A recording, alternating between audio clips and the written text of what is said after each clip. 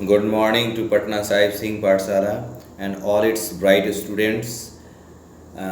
हम लोग आज न्यूज़पेपर को कैसे इफ़ेक्टिवली पढ़ें ताकि हम एग्ज़ामिनेशन में एक बेटर क्वालिटी का आंसर लिख सकें जो कि करंट बेस्ड आंसर हो, क्योंकि हमको एग्ज़ाम में थियोरेटिकल चीज़ों को ही पूछा जाता है लेकिन उसमें हमको करंट एग्जाम्पल्स लिखना होता है। तो इसके लिए हम लोग को समझना होगा कि हम why we read newspapers. Newspaper पढ़ने का मूल उद्देश्य क्या होता है। न्यूज़पेपर में दो तरह के चीज़ें होती हैं, एक तो उसमें फैक्ट्स होते हैं और कुछ एनालिटिकल पार्ट होते हैं कि उसको एनालाइज किया जाता है कि ये चीज़ सही है या गलत है, या ये ऐसा होना चाहिए या वैसा होना चाहिए, सरकार को ऐसा करना चाहिए, सरकार को ऐसा करना चाहिए, ये चीज़ अभी ऐसी है, इसको ऐसा होना चाहिए था। तो एक एनालिटिकल पोर्शन होता है और दूसरा होता है फैक्ट बेस्ड पोर्शन होता है। तो हम लोग को न्यूज़पेपर पर फैक्ट के लिए आश्रित नहीं होना है, क्योंकि उसमें जो फैक्ट्स होता है बहुत ही स्कैटर्ड होता है और वो आउट ऑफ कॉन्टेक्स्ट होता है, इसलिए फिर उसको समझना और फिर याद रखना बहुत ही डिफ़िकल्ट हो जाता है। तो न्यूज़पेपर को पढ़ने का हमारा रियल मकसद है एनालिटिकल पोर्शन को समझना कि कैसे एक पर्टिकुलर घटना घटती है और उसको एनालाइज किया जाता है। जैसे कहीं वीमेन के अगेंस्ट वायलेंस होता है या कोई इनह्यूमन प्रैक्टिस होता है और उसको कैसे एनालाइज किया जाता है, या कहीं पे कोई इकोलॉजिकल स्ट्रक्चर है उसको साफ करके वहाँ पर लोग कॉमर्शियल पर्पस के लिए उसका इस्तेमाल करते हैं। लाइक अभी बात हो रहा है कि ये सिनेमेटोग्राफी के लिए यानी फिल्म के शूटिंग के लिए बहुत सारा ऐसा इकोलॉजिकल एरिया है जिसको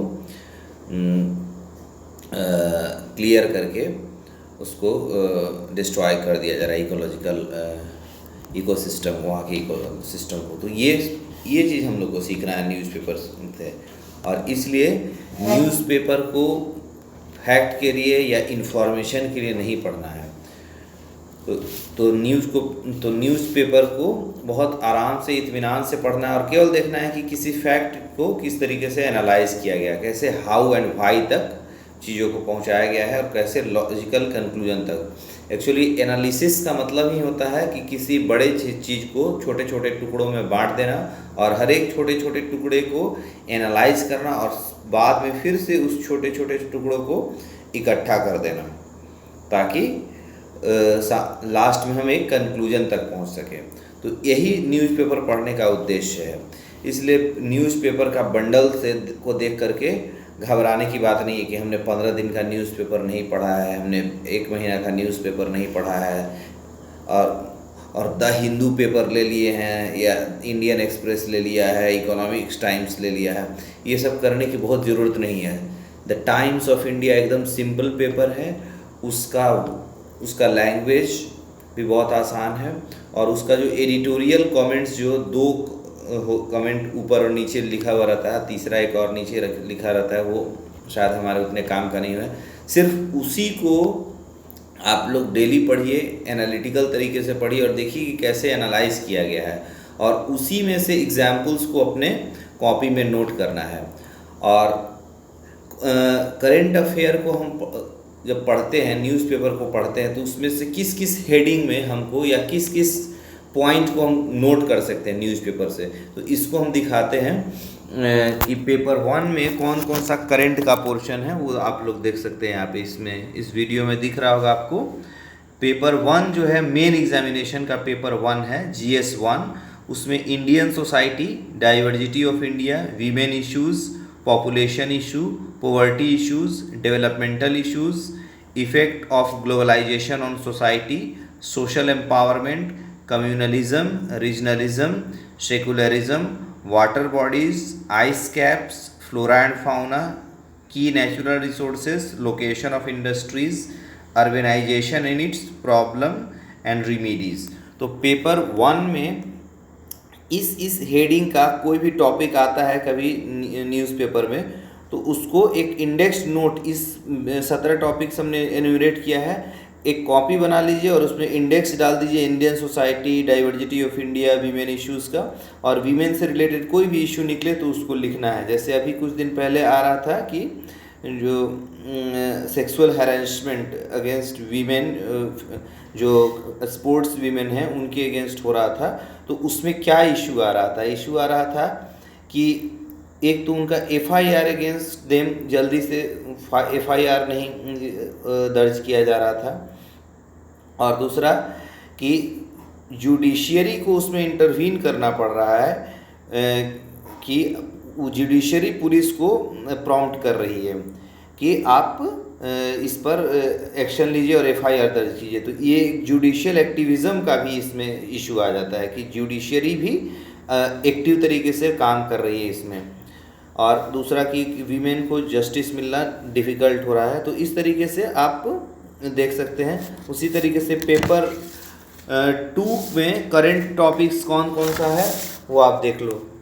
issues pertaining to federal structure, मतलब सेंट्रल गवर्नमेंट स्टेट गवर्नमेंट्स के बीच में जब टसल होता है, उसको खासकर से आप लोग देखते होंगे कि वेस्ट बंगाल और सेंट्रल गवर्नमेंट के बीच में होता है। फिर devolution of power and finances, panchayat वाला। फिर सेपरेशन ऑफ पावर, अभी बात कर रहे थे ना जुडिशियल एक्टिविज्म, तो एक्चुअली एग्जीक्यूटिव का काम होता है लॉ एंड ऑर्डर को इस्टेब्लिश करना, लेकिन वो जब नहीं कर पाती है तो जुडिशरी उसमें इंटरवीन करता है। तो यहाँ पे सेपरेशन ऑफ पावर का इशू आ जाता है। इंडियन कॉन्स्टिट्यूशन विस अदर कंट्रीज, इसमें सब कुछ नहीं पढ़ना होगा, जब जिस कंट्री का इलेक्शन आता रह जाएगा उसको पढ़ लेना है, और इसके बारे में हम अलग से भी बता देंगे कि कौन से कॉन्स्टिट्यूशन का क्या फीचर है।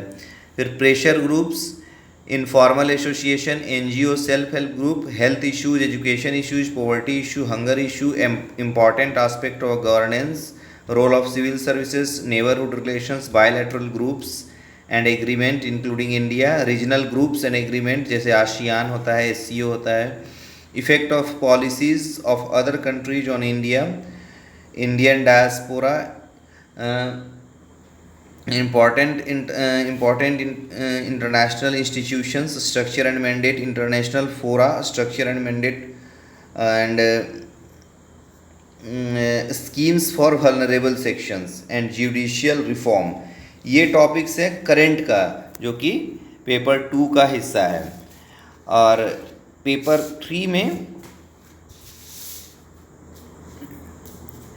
ये टॉपिक्स हैं जो करंट का हिस्सा होता है। Issues relating to planning, issues relating to mobilisation of resources, issues relating to growth, issues relating to development, issues relating to employment, inclusive growth, irrigation systems, storage of agriculture produce, transport and marketing of agriculture produce, e technology for farmers, issues related to farm subsidies, issues of buffer stocks, food security, technology missions, animal rearing, food processing industry, effect of liberalization on the economy, energy, ports, roads, airports, airways, science and technology, indigenization of technology, IT, space, computers, robotics, nanotechnology, biotechnologies, issues related to intellectual property rights, conservation, environmental pollution and degradation,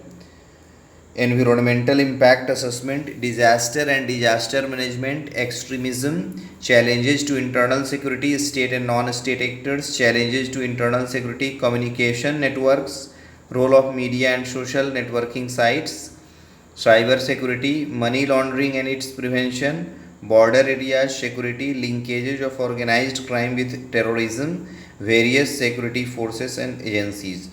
तो ये जो topics हैं, ये topics current के topics हैं जिससे related newspaper में निकलता है, तो हम उसको नोट कर सकते हैं और उसको हम अपना एग्जाम्पल बना करके, क्योंकि रिसेंट एग्जाम्पल्स के साथ आंसर लिखने के लिए सिविल सेवा की परीक्षा में आता है, और इनफैक्ट यही इस परीक्षा की चैलेंज है कि हमको रिसेंट एग्जाम्पल्स लिखना है। किताबों में जो थ्योरेटिकल पार्ट दिया हुआ है केवल उसको लिख देने से हमारा आंसर पूरा नहीं होता है।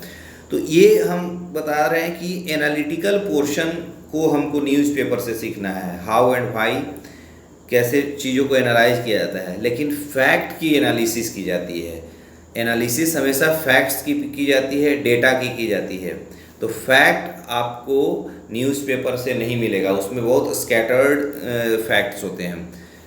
करेंट अफेयर के फैक्ट के लिए आपको पढ़ना पड़ेगा मंथली पॉलिसी रिव्यू, जो prs.com के वेबसाइट पे होता है, निकलता है हर एक मंथ में। वो हिंदी में भी निकलता है, इंग्लिश में भी निकलता है, लेकिन हम तो इंग्लिश में ही क्योंकि पढ़ाते हैं, ऐसे हिंदी में भी पढ़ा सकता है। और एक होता है PIB, प्रेस इन्फॉर्मेशन ब्यूरो, हर एक मंत्रालय का होता है। तो उस मंत्रालय का PIB हम पर्सनली निकालते हैं और उसका हम उसका PDF बना करके हम उसको हम व्हाट्सएप ग्रुप पे अपलोड कर लेंगे, और जो लोग जो इंटरेस्टेड होंगे वो उनको उससे लाभान्वित हो लेंगे। तो पढ़ना है हमको मंथली पॉलिसी रिव्यू और PIB पढ़ना है, और न्यूज़पेपर के थाक से डरना नहीं है। उसको केवल एनालिसिस के लिए पढ़ना है। अगर 1 महीने का भी आपका नहीं पढ़ा है तो कोई बात नहीं, आप सिर्फ उसके रिसेंट एग्जाम्पल्स को नोट करते चले जाइएगा कि कौन सी घटना घटी थी और ये और किस इशू से रिलेटेड है। इशू हमने इन्यूमरेट करा दिया है, उस इशू के सामने उस घटना को लिख लेना है, उसको 2-4 बार पढ़ लेना है, और एग्जाम में जब आए तो उसको आके जाके लिख देना है।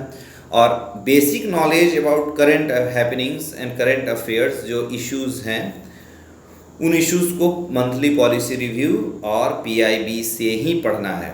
हालांकि उसको पढ़ना और समझना कठिन होता है, लेकिन उस कठिनाई को झेलना ही योग्यता को अर्जित करना है, और उस कठिनाई को जो झेल लेगा वही सिविल सेवा के योग्य अंततः बनेगा। अगर उस कठिनाई से आप बचते हैं तो आप सफलता भी आपसे उतना ही आसानी से साइड पकड़ लेगा, क्योंकि सफलता भी उसी को मिलता है जो सफलता के लिए वास्तव में कर्म करता है। कर्म करना मतलब पढ़ना, वो चीज़ पढ़ना जो कठिन है, जिसको समझना डिफ़िकल्ट है, क्योंकि जो डिफ़िकल्ट है उसी को हार्ड वर्क करके ईजी करना ही तो हमें करना है, और वही तो सफलता है। उसी डिफ़िकल्टी को ही तो ईजी करना है, और कोई ज़रूरी नहीं है कि हमको पूरा आ जाए। हम जितना समझ पाते हैं वही हमारी योग्यता होगी, और उतने ही से काम हो जाएगा। हम साल भर अगर लगे रहेंगे, हर रोज़ 4 से 5 घंटा हम पढ़ेंगे और अपना पूरा समय लगाएंगे सीखने में, जानने में, तो हमारा हो जाएगा। और ये कभी नहीं माइंड में रखना है कि हमको ये चीज़, हमने इस चीज़ को पढ़ लिया है तो हमको सब कुछ आ गया, नहीं। हाँ, ये माइंड में रखना है कि हमको जो थोड़ा आता है उतना ही से मेरा परीक्षा में सफलता हमको मिल सकती है। हमेशा सफलता मिल सकती है कि भावना रखेंगे ना, तो काम भी होता रहेगा और हमारे अंदर अहंकार भी पैदा नहीं होगा। क्योंकि अहंकार जब पैदा हो जाता है कि हम इस चीज़ को जान गए हैं तो अब इसको दोबारा देखने की जरूरत नहीं, वहीं से सफलता फिर रुक जाती है, क्योंकि उस चीज़ को ही थोड़ा और बेहतर तरीके से जानना है। क्योंकि जितना रिफाइंड हम आंसर लिखेंगे, क्योंकि वीमेन के बारे में कोई नहीं जानता है कि वीमेन को एजुकेशन और न्यूट्रिशन में हर तरीके से इंडिया की वीमेन पीछे हैं, उन पर वायलेंस भी बहुत ज़्यादा होता है, उनकी सिक्योरिटी की भी प्रॉब्लम्स है। लेकिन उसी को हम ढंग से बार बार पढ़ते हैं तो हमको नया नया फैक्ट्स एंड फिगर्स मिलता जाता है, जो कि हमारे सबकॉन्शियस माइंड में दर्ज होता चला जाता है, और फिर हम उसको आंसर में लिखते हैं तो अपने आप लिखा जा सकता है, आ जाता है। तो यही काम करना है। जो चीज़ हमको लगता है कि हम जानते हैं, उसी को फिर पढ़ना है, उसी को फिर पढ़ना, और इसी क्रम में पूरा हमको 1 साल बिता देना है, और फिर सफलता हमारे पास आएगा। और सफलता के लिए कभी नहीं पढ़ना है, सफलता भिक्षा में कभी नहीं मिलता है, सफलता के योग्य बनना पड़ता है। फिर सफलता आपसे भिक्षा मांगती है कि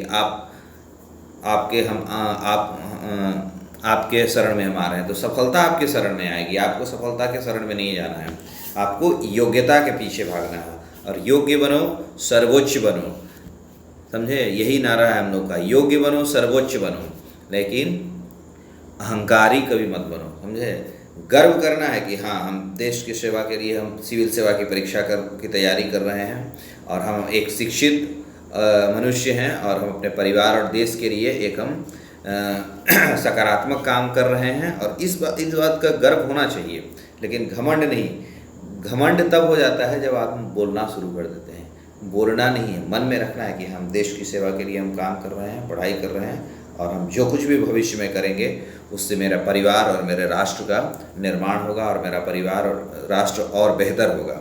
इस चीज़ को मन में रखना है। जहाँ बोलना शुरू कर दिए वही चीज़ अहंकार हो जाता है। क्योंकि बोलने का मतलब होता है कि आप सामने वाले को पुट डाउन कर रहे हो, क्योंकि सब लोग तो वो काम नहीं कर रहा है ना। तो ऐसा काम नहीं करना है हम लोग को, अहंकार विहीन होकर के अपने कर्म में जुटे रहना है। सिंह पाठशाला की जय हो।